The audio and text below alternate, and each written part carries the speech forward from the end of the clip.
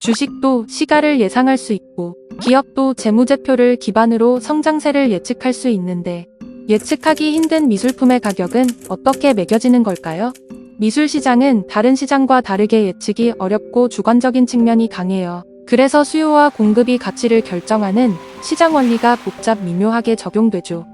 유명한 작품 단 한 점을 원하는 수많은 사람으로 인해 가격이 천정부지로 오르는 경우가 있는가 하면 대중의 관심을 받지만 상대적으로 저렴한 작품들도 있어요. 지금부터 미술 작품의 가격이 책정되는 과정과 운반되는 세금에 대해 알려드릴게요. 미술 시장에는 1차 시장과 2차 시장이 있어요. 1차 시장은 작가의 손을 떠난 작품이 가장 처음 판매되는 곳이에요. 보통은 화랑, 즉 갤러리에서 거래되는 것을 말해요. 2차 시장은 작품이 재판매되는 시장이에요. 경매가 2차 시장에 해당하죠. 작가와 갤러리가 협의하여 가격을 결정하는 1차 시장과 달리 2차 시장에서 작품은 거래 당사자들이 주체가 되어 가격을 결정해요. 최근에는 SNS와 온라인 플랫폼의 발전으로 작가들이 직접 거래하는 경우가 늘고 있어요. 갤러리의 역할이 확장되며 1차 시장과 2차 시장의 경계가 모호해지는 추세예요. 그렇다면 작품의 가격은 어떻게 매겨지는 걸까요? 가격을 결정하는 정량적인 지표는 없어요. 하지만 가격을 결정하는 요인들이 존재해요. 작가, 크기, 희소성, 보존 상태, 소장 이력, 전시 경력처럼 객관적으로 판단할 수 있는 요소들과 마케팅, 투자 가치, 유행처럼 외부에서 영향을 끼치는 요인들이 있어요. 작품 구매를 할 때 해당 요소들을 고려하면 좋겠지만 다소 어렵게 느껴질 수 있어요. 이 영상을 보시면 작품 가격을 이해하는 데 도움이 되실 거예요. 구매자의 입장에서 국내 갤러리나 아트페어를 통해 작품을 구매할 경우 대금 외에 드는 비용은 거의 없어요.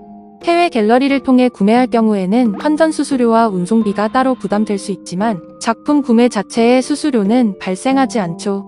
반면 경매에 참여했을 경우에는 낙찰 수수료가 발생해요. 낙찰 수수료란 경매 주최사에게 일정 비율의 수수료를 지불하는 것을 의미해요. 따라서 구매자는 작품을 낙찰받기 전 수수료를 고려하여 경매에 참여해야 해요. 낙찰을 받은 이후에는 낙찰 철회가 어렵고 철회 시 수수료가 추가로 발생하거든요.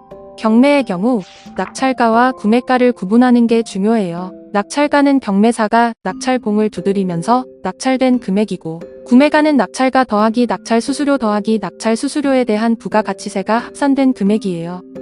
보통 국내 오프라인 경매의 낙찰 수수료는 15%로 부가가치세 10%를 합하면 16.5%, 온라인 경매의 낙찰 수수료는 18%로 부가가치세 10%를 합하면 19.8%가 부과돼요.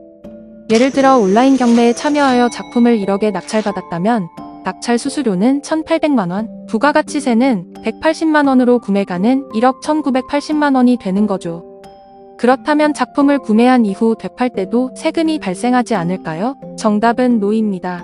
작품을 되팔 때에는 양도소득세인 양도세액이 발생해요. 양도세액이란 작품 판매 가격이 6천만원 이상일 때 발생하는 양도차익에 대한 세액으로 양도가액에서 필요경비를 제외한 금액에 세금이 부과되는 것을 말해요. 지방세를 포함하여 22%의 세액이 부과됩니다.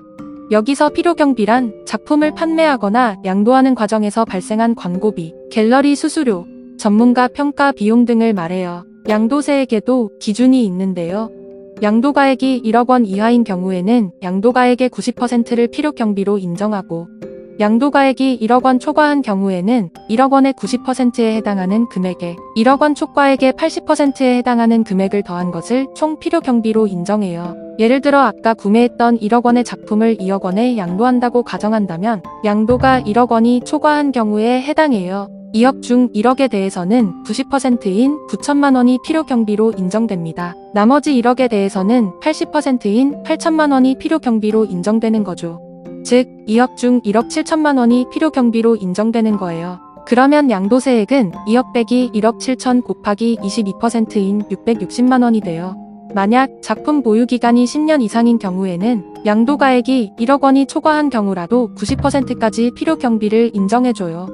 구매했던 1억 원의 작품을 10년이 지난 후 2억 원에 양도한다면 2억 원의 90%인 1억 8천만 원이 필요경비로 인정받아 차액인 2천만 원에 대해서는 22%의 세율을 적용하여 440만 원의 양도소득세를 내야 하는 거죠. 정리하자면 양도가액이 1억을 초과하여도 보유기간에 따라 영상과 같이 양도세액이 달라져요. 양도소득세가 면제되는 경우도 있어요. 양도가액이 6천만 원 이하로 양도일 현재 작고한 국내외 원작자의 작품인 경우와 양도일 현재 생존해 있는 국내 원작자의 작품인 경우에는 양도가액과 상관없이 비과세 혜택을 받을 수 있어요. 또 문화재보호법에 따라 국가지정문화재로 지정된 서화와 골동품의 양도로 발생하는 소득과 서화와 골동품을 박물관 또는 미술관에 양도함으로써 발생하는 소득에 대해서도 비과세 혜택을 받을 수 있습니다. 이 때문에 아트테크를 시작하려는 MZ세대가 크게 증가하는 추세예요. MZ세대에게 아트 컬렉팅이란 문화를 즐기는 것과 동시에 자신의 취향과 가치를 표현하는 수단이 되죠. 게다가 미래가치에 투자하는 성향이 강한 만큼 아트테크에 흥미를 갖는 경향이 있어요. 아트테크는 미술시장에서 작품의 창작과 소비 방식을 변화시키는 새로운 흐름이라고 할 수 있어요. 오늘 아트 컬렉팅을 시작하려는 여러분께서 꼭 아셔야 할 내용을 정리해 보았는데 어떠셨나요? 작품 구매에 관심이 생기지 않으셨나요? 다음 영상에서는 작품을 구매하는 방법에 대해 알려드릴게요.